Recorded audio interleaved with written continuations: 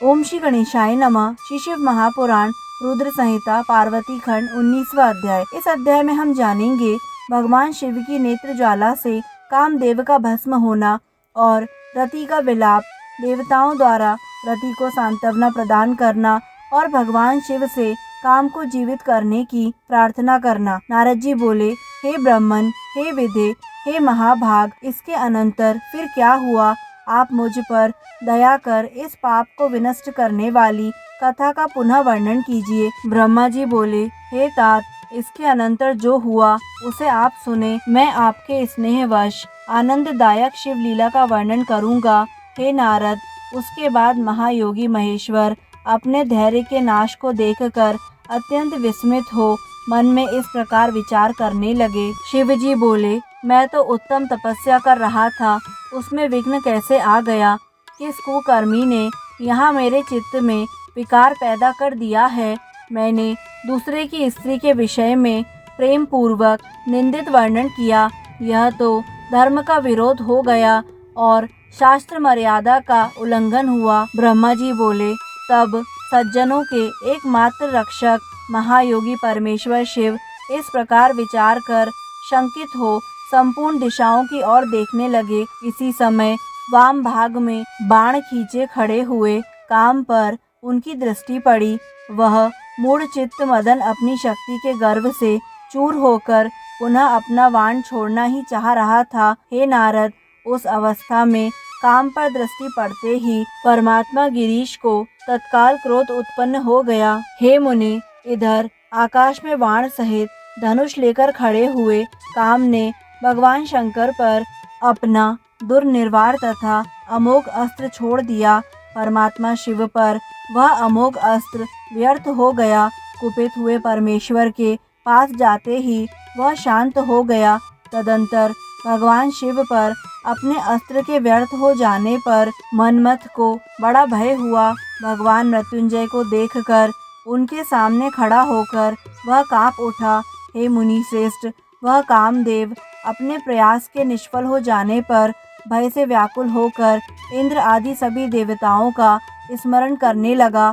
हे मुनीश्वर, कामदेव के स्मरण करने पर वे इंद्र आदि सब देवता आ गए और शंभु को प्रणाम कर उनकी स्तुति करने लगे। देवता स्तुति कर ही रहे थे कि कुपित हुए भगवान शिव के ललाट के मध्य भाग में स्थित तृतीय नेत्र से बड़ी भारी आग की ज्वाला तत्काल प्रकट होकर निकली। वे ज्वालाएं ऊपर की ओर उठ रही थीं। वह आग धूं धूं करके जलने लगी। उसकी ज्योति प्रलय अग्नि के समान मालूम पड़ती थी। वह ज्वाला तत्काल ही आकाश में उछलकर पृथ्वी पर गिरकर फिर अपने चारों ओर चक्कर काटती हुई कामदेव पर जा गिरी। हे साधो, क्षमा कीजिए, क्षमा कीजिए। यह बात जब तक देवताओं ने कही तब तक उस आग ने कामदेव को जलाकर राख कर दिया। उस वीर कामदेव के मारे जाने पर देवताओं को बड़ा दुख हुआ। वे व्याकुल होकर यह क्या हुआ इस प्रकार कहकर जोर जोर से चित्कार करते हुए रोने बिलखने लगे। उस समय घबराई हुई पार्वती का समस्त शरीर सफेद पड़ गया और वे सखियों को साथ लेकर अपने भवन को चली गईं। कामदेव के जल जाने पर रति वहां क्षण भर के लिए अचेत हो गई। पति के मृत्यु जनित दुख से वह मरी हुई की भांति पड़ी रही। थोड़ी देर में चेतना आने पर अत्यंत व्याकुल होकर वह रति उस समय तरह तरह की बातें कहती हुई विलाप करने लगी। रति बोली, मैं क्या करूं, कहाँ जाऊं? देवताओं ने यह क्या किया? मेरे उद्धत स्वामी को बुलाकर उन्होंने नष्ट करा दिया। हाय हाय, हे नाथ, हे स्मर, हे स्वामिन, हे प्राण प्रिय, हे सुखप्रद, हे प्रिय, हे प्रिय, यह यहाँ क्या हो गया? ब्रह्मा जी बोले, इस प्रकार रोती बिलखती और अनेक प्रकार की बातें कहती हुई वह हाथ पैर पटक कर सिर के बालों को नोचने लगी। हे नारद, उस समय उसका विलाप सुनकर वहाँ रहने वाले समस्त वनवासी तथा सभी स्थावर प्राणी भी दुखी हो गए। इसी बीच इंद्र आदि समस्त देवता महेश्वर का स्मरण करते हुए रति को आश्वस्त करके उससे कहने लगे। देवता बोले, थोड़ा सा भस्म लेकर उसे यत्न पूर्वक रखो और भय छोड़ दो। वे स्वामी महादेव जी कामदेव को जीवित कर देंगे और तुम पति को पुनः प्राप्त कर लोगी। कोई न सुख देने वाला है और न कोई दुख ही देने वाला है। सब लोग अपनी अपनी करनी का फल भोगते हैं। तुम देवताओं को दोष देकर व्यर्थ ही शोक करती हो। ब्रह्मा जी बोले, इस प्रकार रति को समझा बुझाकर सब देवता भगवान शिव के समीप आए और उन्हें भक्ति से प्रसन्न करके यह वचन कहने लगे। देवता बोले, हे भगवान, हे प्रभु, हे महेशान, हे शरणागत वत्सल, आप कृपा करके हमारे इस शुभ वचन को सुनिए। हे शंकर, आप कामदेव के कृत्य पर भली भांति अत्यंत प्रसन्नता पूर्वक विचार कीजिए। हे महेश्वर, काम ने जो यह कार्य किया है इसमें उसका कोई स्वार्थ नहीं था।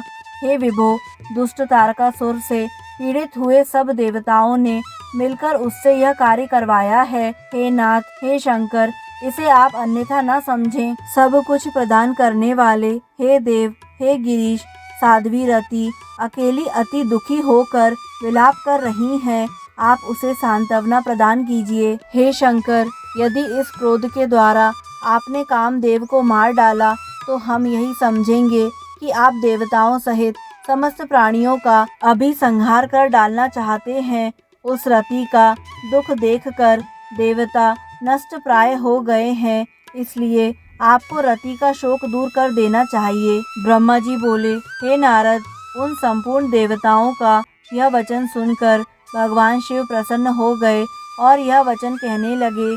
शिव जी बोले, हे देवताओं और ऋषियों, आप सब आदर पूर्वक मेरी बात सुनिए।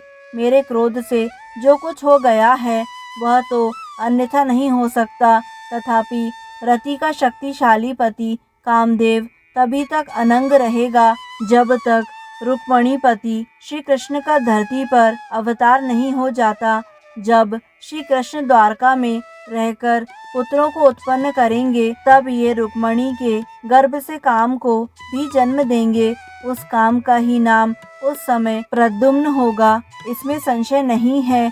उस पुत्र के जन्म लेते ही शंबरासुर उसे हर लेगा। हरण करके दानव श्रेष्ठ मूर्ख शंबर उसे समुद्र में फेंक कर और उसे मरा हुआ जानकर वृथा ही अपने नरक को लौट जाएगा। हे रते, तुम्हें उस समय तक शंबरासुर के नगर में सुखपूर्वक निवास करना चाहिए। वहीं पर तुम्हें अपने पति प्रद्युम्न की प्राप्ति होगी। हे देवताओं, वहां युद्ध में उस शंबरासुर का वध करके कामदेव अपनी पत्नी को प्राप्त करके सुखी होगा। हे देवताओं, प्रद्युम्न नामधारी वह काम शंबरासुर का जो भी धन होगा उसे लेकर उस रति के साथ अपने नगर में जाएगा। मेरा यह कथन सर्वथा सत्य होगा। ब्रह्मा जी बोले, हे नारद, शिव जी की यह बात सुनकर देवताओं के चित्त में कुछ उल्लास हुआ और वे सिर झुकाकर उन्हें प्रणाम करके दोनों हाथ जोड़कर उनसे कहने लगे। देवता बोले, हे देव देव, हे महादेव, हे करुणा सागर, हे प्रभु, हे हर, आप कामदेव को शीघ्र जीवित कर दीजिए तथा रति के प्राणों की रक्षा कीजिए। ब्रह्मा जी बोले, देवताओं की यह बात सुनकर सबके स्वामी करुणा सागर परमेश्वर शिव प्रसन्न होकर पुनः कहने लगे। शिव जी बोले, हे देवताओं, मैं बहुत प्रसन्न हूँ। मैं काम को सबके हृदय में जीवित कर दूंगा और वह सदा मेरा गण होकर विहार करेगा। हे देवताओं, आप लोग इस आख्यान को किसी के सामने मत कहिएगा। आप लोग अपने स्थान को जाइए। मैं सब प्रकार से आप लोगों के दुख का नाश करूंगा। ब्रह्मा जी बोले, इस प्रकार कहकर रुद्रदेव देवताओं के स्तुति करते करते ही अंतर्ध्यान हो गए। तब सभी देवता अत्यंत प्रसन्न तथा संदेह रहित हो गए। हे मुने, तदंतर रुद्र की बात पर भरोसा करके वे देवता रति को आश्वासन देकर तथा उससे उनका वचन कहकर अपने अपने धाम को चले गए। हे मुनीश्वर, तब वह काम पत्नी शिव के बताए हुए नगर को चली गई तथा रुद्र के बताए गए समय की प्रतीक्षा करने लगी। इस प्रकार श्री शिव महापुराण के अंतर्गत द्वितीय रुद्र संहिता के तृतीय पार्वती खंड में कामनाश वर्णन नामक 19वां अध्याय पूर्ण हुआ। दोस्तों, आगे आने वाले सभी अध्यायों को निरंतर सुनने के लिए हमारे YouTube चैनल आध्यात्मिक कथाएं को लाइक करें, सब्सक्राइब करें और बेल आइकन पर प्रेस करें। धन्यवाद।